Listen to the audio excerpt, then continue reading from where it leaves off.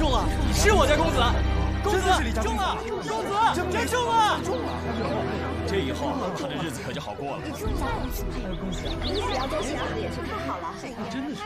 你看下面那个，不是了，没关系啊。你看他的是干嘛？哪有他那么有出息啊？哪一家？快去告诉我，真是个天哪！真是个好女人，真是有点我记得那个谁。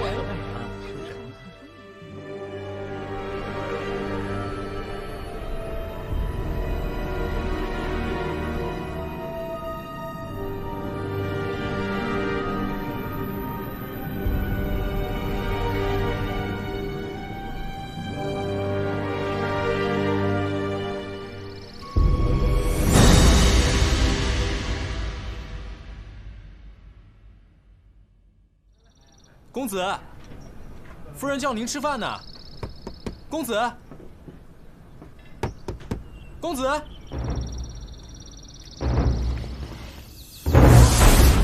人呐！来人呐！不好了，公子他来人呐！不好了！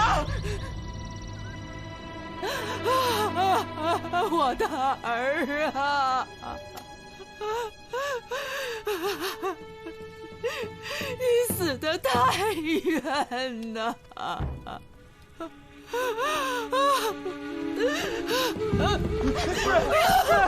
夫人，使不得呀，夫人，夫人，夫人！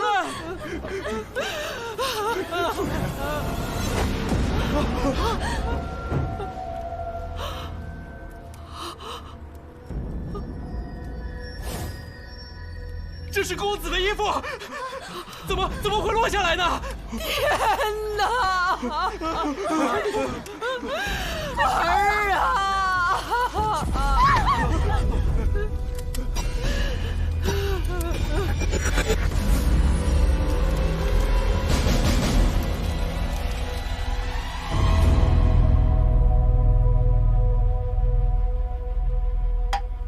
世时，刀立天。 与无量香华，天衣诸影，供养释迦牟尼佛及地藏菩萨仪，一切众会俱付瞻礼，合掌而退。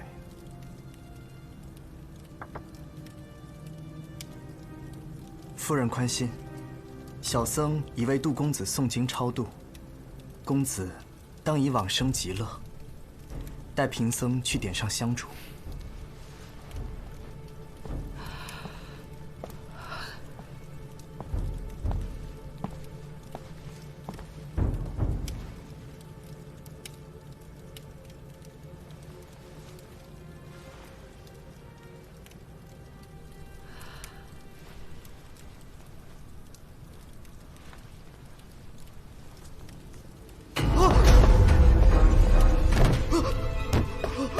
夫人，快来看看！夫人，夫人，夫人！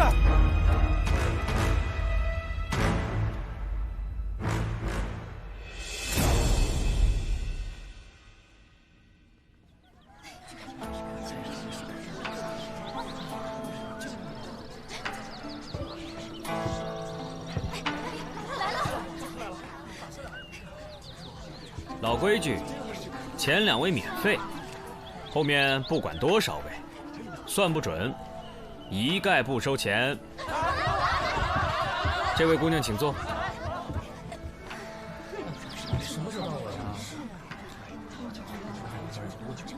这位姑娘，眉宇隐隐发黑，身上有阴气，却不似恶鬼缠身，一定常与往生者打交道。 可否借我手一看呢？到底准不准啊？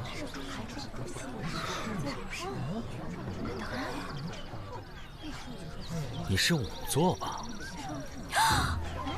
我是个仵作。大师真是力传呐！太厉害！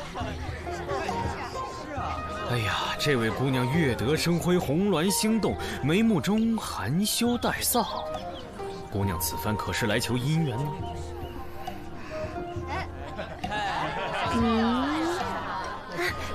这件事情只有我跟家父知道，从未向人提及。您是怎么知道的？上规天道之法，不可说。排累了就进来坐会儿吧，有新上的好吃的好喝的，来拿个号。来，里面没位置了啊！几位客官，往里边请。哎，照顾好了。好嘞。帮忙叫个号。快点儿。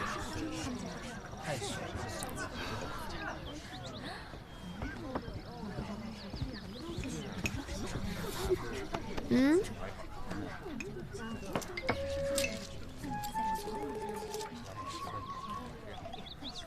下一个。该。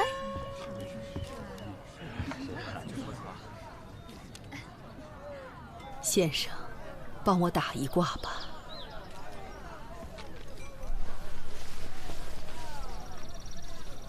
您是杜老夫人吧？是。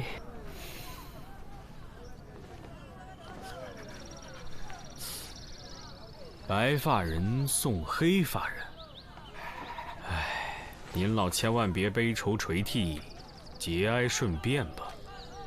不瞒先生，我那过世的儿子又回来了。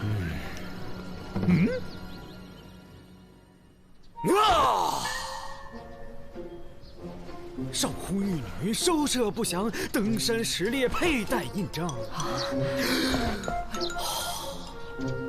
头戴华盖，宗社魁罡，左扶六甲，右卫六丁，前有皇神，后有乐章，何人不服？何鬼敢当？急急如律令，急急如律令。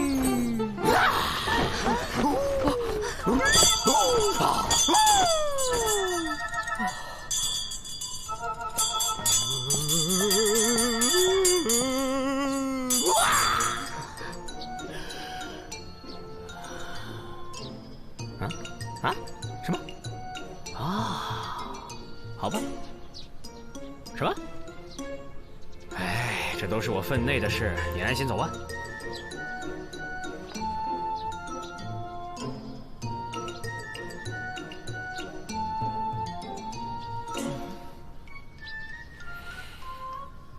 就是这样了。就是哪样了？就是这样了。就是这样了。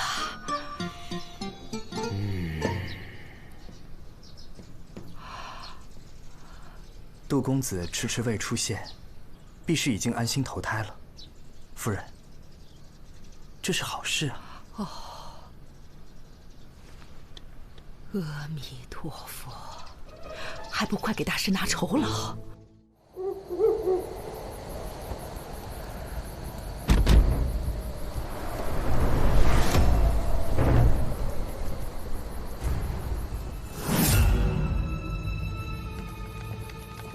呀，紫苏妹妹，来得挺早的呀。紫苏姑娘，你骑马来的？我来的时候他就在这儿了，我看他一直在这徘徊。我猜，死者应该是他的主人，尸体就在后面。啊！死者的身份确认了吗？死者叫李牧，跟那个杜成一样，今年同是考生，而且都中了解元。紫苏，我看一下。我们在死者身上发现一块绢帛，上书2句血诗。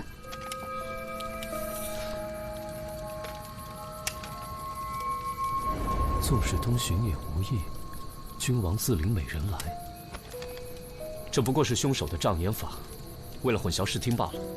这样就可以把一切罪责都推给鬼魂了。但我查看过这2人的考试记录，水平相差甚远。啊？这么说来，真的是那杜成回来索命的？实际情况是，这个李牧作答相当漂亮，反倒是那个杜成全篇离题千里，2人之间根本不可能存在抄袭现象。这李牧会不会和其他考生？他的答卷独一份，今天赚大发了！哎，那尸体真的是太厉害了！怎么了？哎，别说！哎呀，我别说！哎呀，我听不了这个。你说。这尸首分离，头颅和身上都有皮肉伤，应该是在骑马的过程当中，先被斩首，然后坠马的。他是在马上被斩首的，还是跌落下来以后被斩首的？如果是先坠马的话，那头颅应该就在附近啊。可如果是在马上被斩首的话，就如我们所看到的这样，身首异处。马上被斩首。从伤口的擦伤程度来看，这马奔跑的速度应该相当的快。在那个速度下，若想偷袭得手，出刀的力量、速度和准头缺一不可。凶手必是江湖上1等1的高手。你想啊，死者的头颅。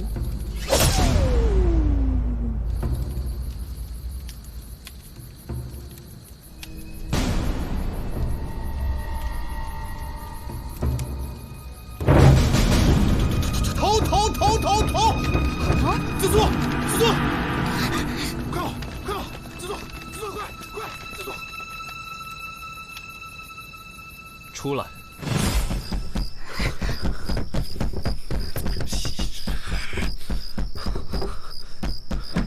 大晚上的不请自来，什么意思？你千万别怕啊！有我呢！我告诉你啊，所有的鬼都怕我，放心好了。怎么了，你们两个？我真见鬼了！死去的书生回来索命来了，死人的头擦飞出去好几丈远。自作别怕，就在你们隔壁的南小街。好啦，喝口酒压压惊，喝口茶定定神。你的酒，三炮；紫苏妹妹，你的茶。我去睡了，走的时候把门带上。干嘛？贪收费。知道了。这茶，1杯茶，1杯酒啊。四娘，你家的茶好辣。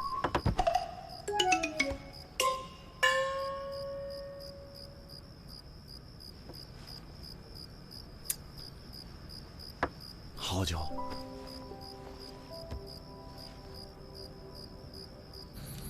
出来！小的是李牧家的家丁。今天夜里，你可有发现什么异常没有？小的早就伺候公子睡了，可是后半夜听到公子的房间里有响动，接着公子就跑出门，径直走到马圈，骑着马就冲出去了。公子好像魔怔了一样，小的还听他不停地喊着什么“冤魂索命啊”。公子真的是被恶鬼缠身了。你家附近就只有这一条小路吗？啊！你在上面干嘛？你管我？我登高望远，思路比较开阔。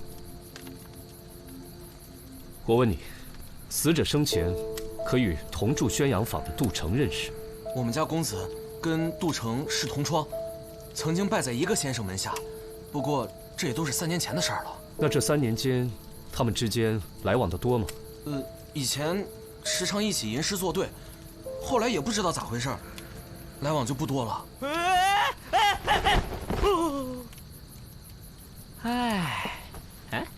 胡闹！这位李介元平时出门喜欢坐车还是骑马呀？平日都是骑马。我们家公子骑术了得，我们早就劝他别骑太快，没成想，绝了！你看这颈部的切口也太过整齐了吧？估计这次这个凶手你肯定打不过了。什么意思？你看这个切面多漂亮啊！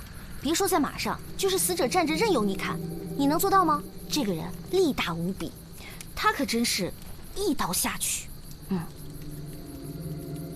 能一刀取人首级者，能有几人？既然死者是在马上被斩首，说明这个凶手的身长恐怕也异于常人呢。夜叉在世也不过如此了吧？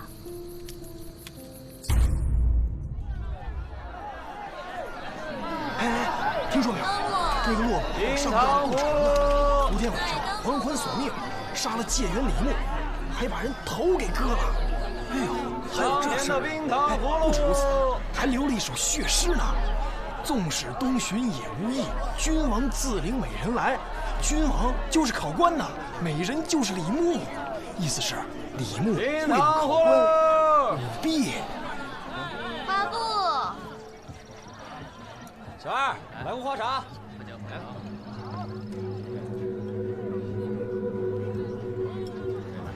客官，说是赛。大师啊，我儿子回来了！我儿子回来了，大师。你的胡子呢？哦，喝酒，这样显年轻。哦，大师啊，昨天晚上他们说我儿子回来索命杀人，一定是谣传。您明明劝他投胎去了。哎呀，真是谢谢您啊！我知道您不便说，点头摇头即可。哦，他绝对不会现身的，我估计已经转世了，没准都出生了。好啊，太好了！愿他生在富贵人家，少吃些苦。多谢先生了，这是给先生的报酬。这怎么好意思呢？小事情。我先出去了。干嘛呢？这忙不开呢？啊！我肚子饿了，我出去打个牙去。恩人，你何必出去吃啊？我做菜的手艺还算不错，你要是不嫌弃的话，我这就去做菜给你打牙祭。当真？啊！你不是想把银子拿回去？啊不，我要这钱做什么呀？这都是你应得的。不过，您能不能再帮我问问？成儿转了世，他今生过得好不好？啊，小意思了，这事儿包在我身上。啊，要不咱们先去看看厨房？您请，这边请。我是西域人，口重，酱油佐料您只管多放啊。四娘，你可知道这长安城有哪些善于刀斧的人？长安城最善用刀斧的人，就站在你面前。那你可有把握，一刀就把人头砍下来？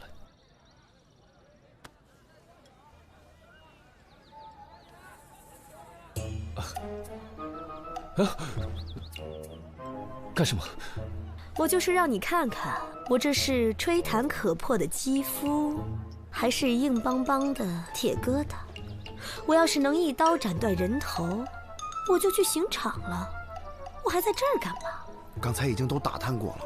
昨天夜里啊，长安城里那几个刽子手都在一起喝酒，在畅谈那个如何能让人死得更愉悦。四娘，最近长安城里有没有什么外来的能人异士啊？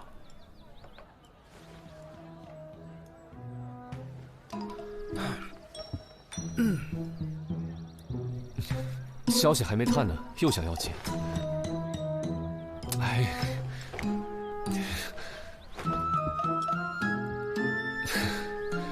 好吧。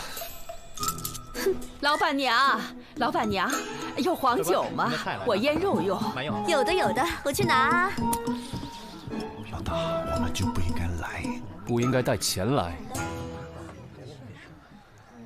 客官，里面请。姑娘这是怎么了？小二，没事吧？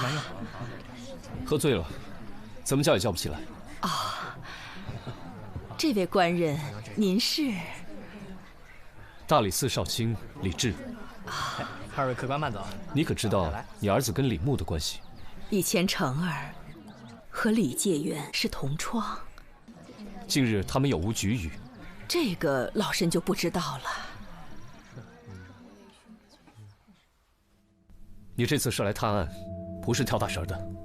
知道了啊！几位官爷，慢慢看吧。要没什么事儿，小的先行告退了。去吧。等等，去把那些显字的纸钱拿给我。好。不是，老大，我突然好热啊，我出去凉快啊。站着。不是我三炮上房。好嘞。你去哪儿？上房啊。这儿怎么了？看看这火盆的上方，这梁上有没有铁环之类的东西？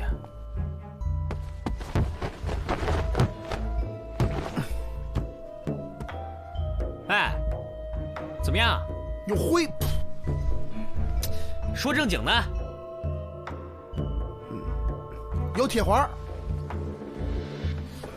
确实有个铁环。你咋知道的？铁环，这就没错了。杜城的衣服应该是用丝线吊起来，然后从上面的铁环固定，丝线断了，衣服自然就会掉到这个火盆里。官爷，纸钱来了。这个纸钱上是不是还残留着乳臭味啊？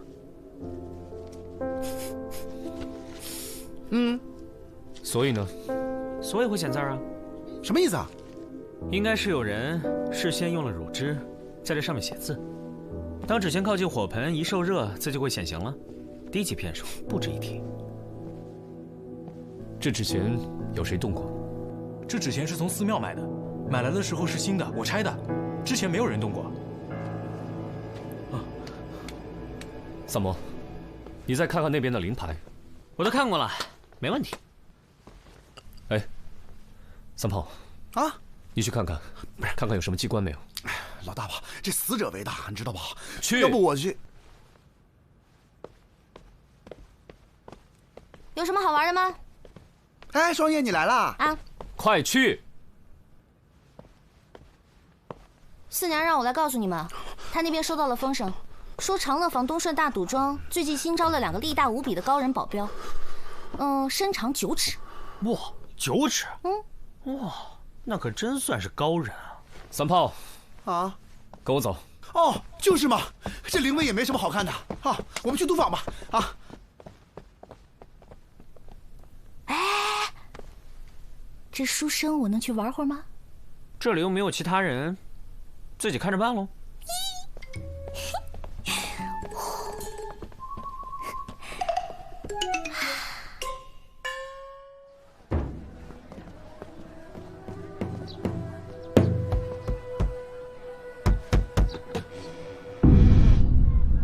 搞啥子嘞？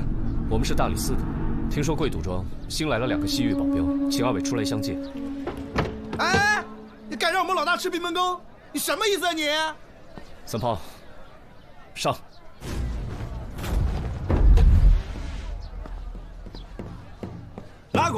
哪个喊你们进来的？不想活了噻？干啥子？啊！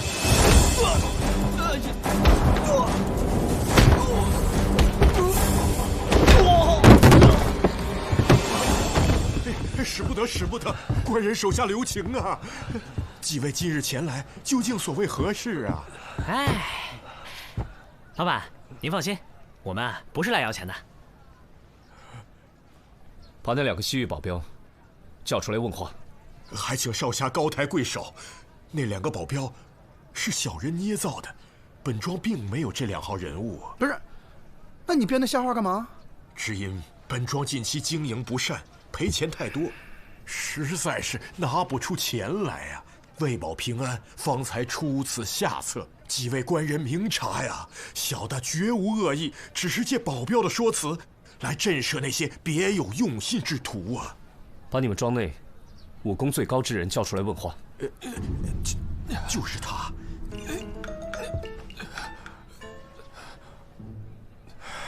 你之前拿杜城和李牧开赌盘，押错注才输得那么惨，难道开盘前没有跟那杜李2人联系好吗？哎呀，官人们呐，这次小的是当真没有联系过那2人。但我在开局前呢，把2人的诗作找来对比，确认那杜城的才华远非李牧所能及，所以我就特地做了一番挑选，在李牧的作品中差中选优，杜城的作品中呢就优中选差，然后供投注者对比参看。所以，你误导赌客们投注李牧，却没想到李牧会中介缘。是啊，谁料到那李牧竟然事先买通了考官，提前得到了考题。那李牧为了铲除进题杜城，就假作好意，告诉了杜城错误的题目，那杜城才遗憾落选呢。我问你，你当真觉得，如果凭实力的话，杜城能赢过李牧？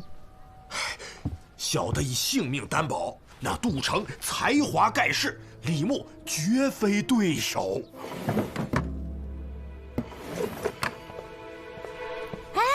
快来！你们快过来看看！哎，快点！怎么样，有发现吗？我已经把它从脚趾头研究到头发丝儿了，现在他的骨骼情况，我可是了如指掌，比他娘还清楚。只可惜啊，他们家的家仆碍手碍脚的，非不让我把他给剖了。你别裹乱了。哎，老大，我这没什么发现，就发现一卷风筝线，但是没发现风筝啊。这不是风筝线，是冰蚕丝，这就是杀死杜城的凶器。什么？冰蚕丝来自于西域，极其坚韧锋利。我在那条小路的树上，也发现了冰蚕丝的勒痕。树上冰蚕丝的勒痕位置很高，寻常人从树下走过不易被发现，但骑马就完全不同了。这位凶手先是深夜潜入李牧家中，假扮杜城还魂。李牧心中有鬼，所以才会慌不择路地骑马离开。而他家门口只有这么一条小路，他身上的擦伤证明他当时骑速极快。经过那棵树时，李牧的头颈被冰蚕丝瞬间割断。我安排3炮暗中搜查几位当事人的房间，有了物证，再想查真凶，自然就易如反掌。那真凶就是杜老太太啊！当初她到我们店里找萨摩算命，目的是为了让我们把一切都往鬼魂夺命上想。这些显字的纸钱也是她之前预备好的。她利用丝线把衣服吊起来，衣服就会掉下来。还有，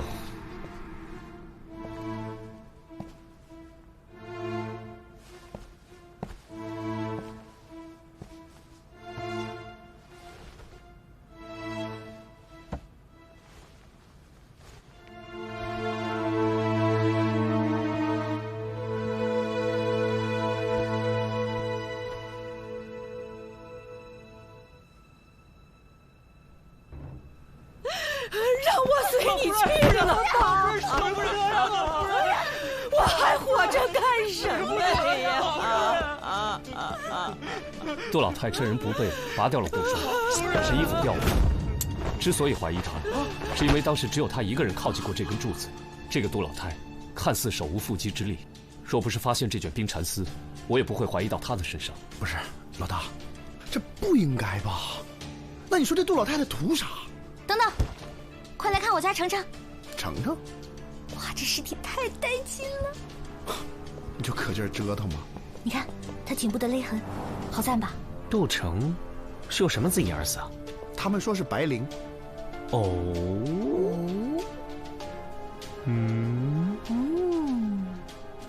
咋了？难道死因有变？杜城不是自缢而亡，而是死于他杀。他的脖子上叠了2层伤痕，位置相同，所以不易被人察觉。仔细看，会有细微差别，一条是粗糙的麻绳，一条是齐整的白绫。我感觉这是一起连环杀人案。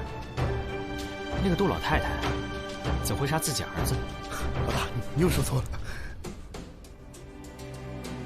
3炮啊，再去查一下2个死者之间的关系。好嘞。哎，我让你去了吗？去吗？去吧。去。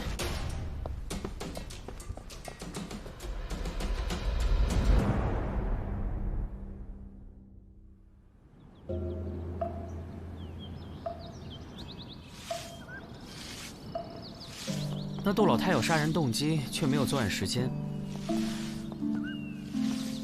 李牧死的当晚，他一直在灵堂，有仆人可以作证。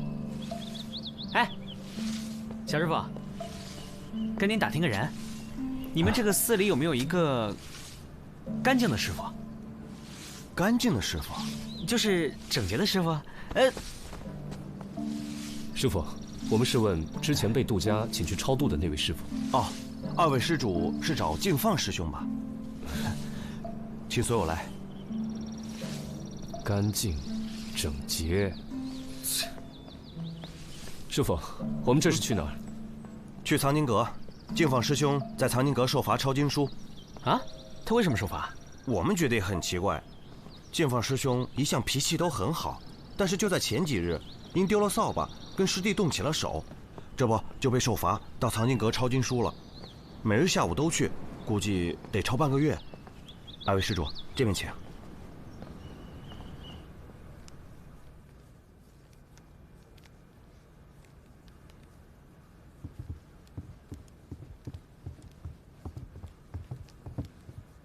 师兄，有2位施主求见，请。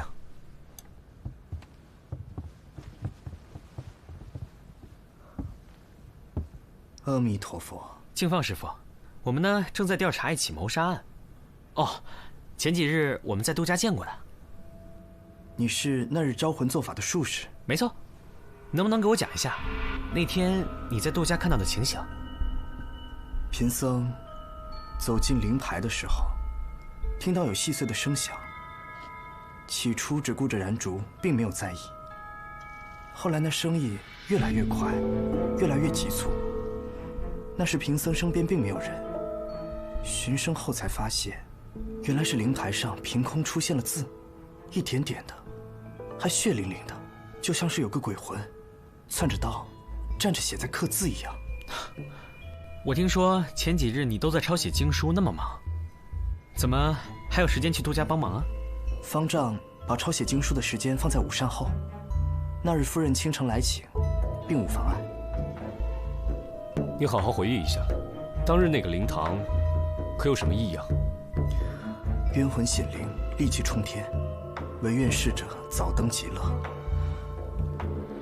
阿弥陀佛。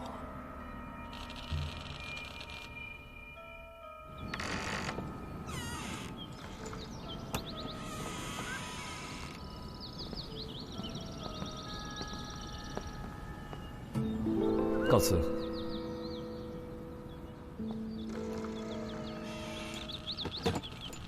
2位施主，2位施主，外边有人找你们。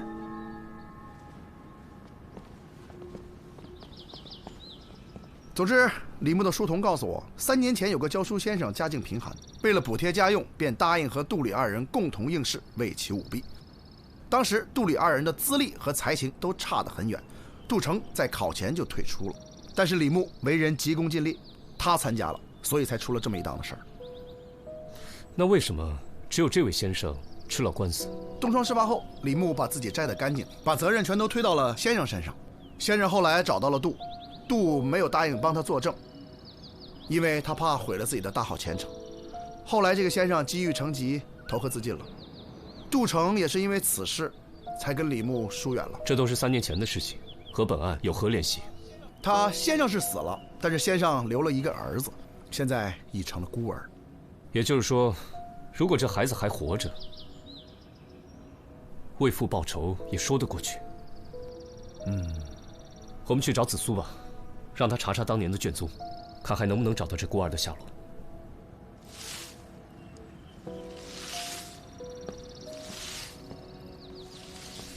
小师傅，我想打听一下，你还记不记得敬放师傅那天跟你打架，伤到哪儿了？脸上和手上都有，不知道身上有没有。那是抓伤呢，还是淤伤？淤伤和抓伤都有，但不过恢复得很快，现在都差不多好了。哎，那你还记不记得他跟你打架是几日啊？是9日前的晚上。敬放师傅来这寺里多久了？哦，我来这儿有2年了。师兄比我早来1年左右。多谢。哎，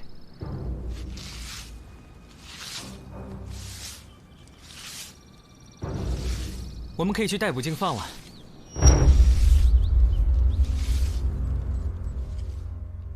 回来了，我黄三炮立下了汗马功劳。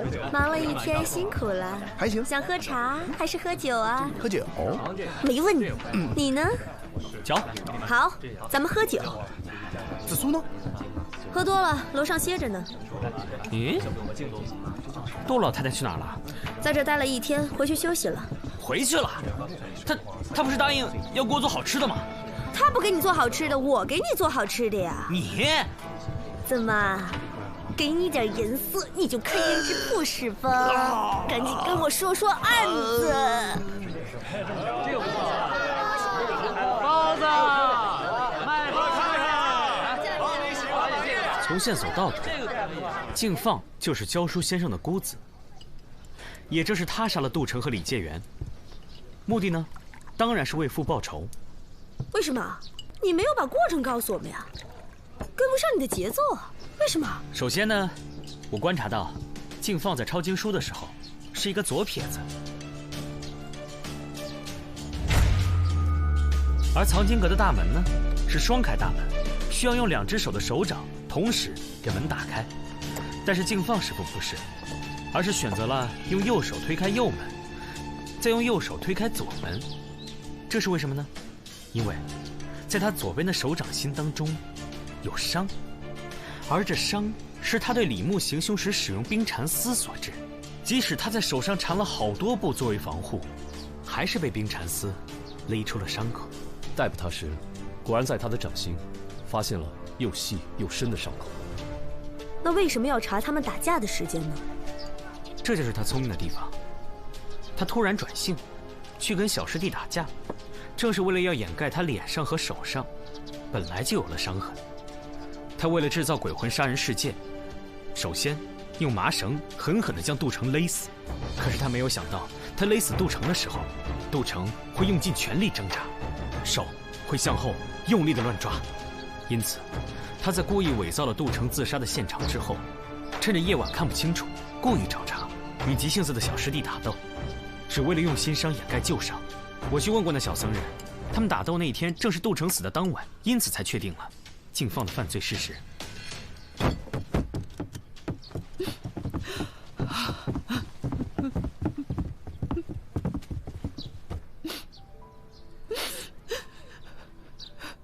你刚才说，我儿子不是自杀，而是他杀。我的儿啊！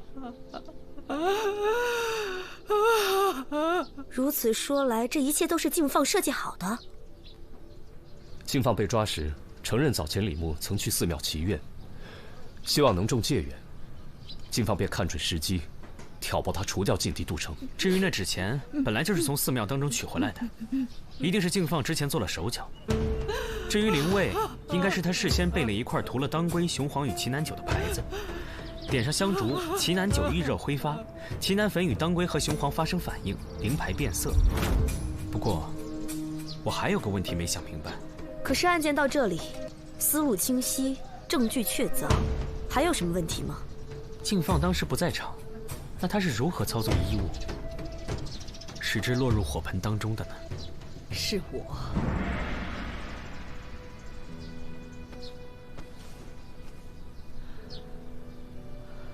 成儿走了以后，静放找到我，表明了身份。他还告诉我，成儿并非落榜自缢，而是被李牧所害。我当时听了，心里绞痛难忍，便答应和他一起谋害李牧。我初次到这里来求你们做法，也是他授意的。他说，只有这样先做铺垫，才能洗清干系，才能制造鬼魂杀人的舆论。设计纸钱、衣服，还有特别请静放来做法，都是为了让大家误以为是成儿还魂，扰乱视听，以便洗清我们的嫌疑。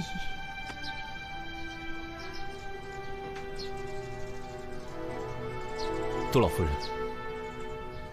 请你跟我走吧。是。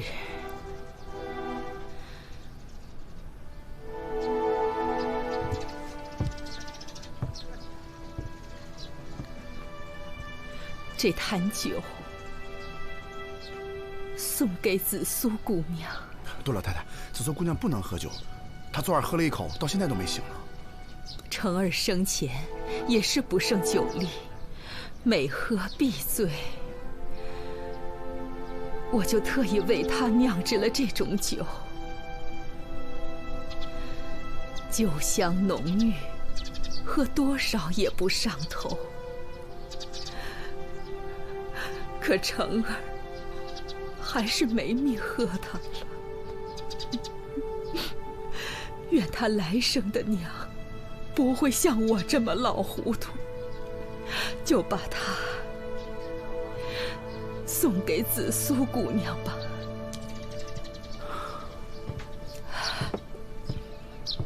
等等，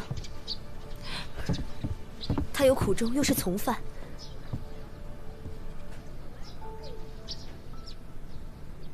放他一马。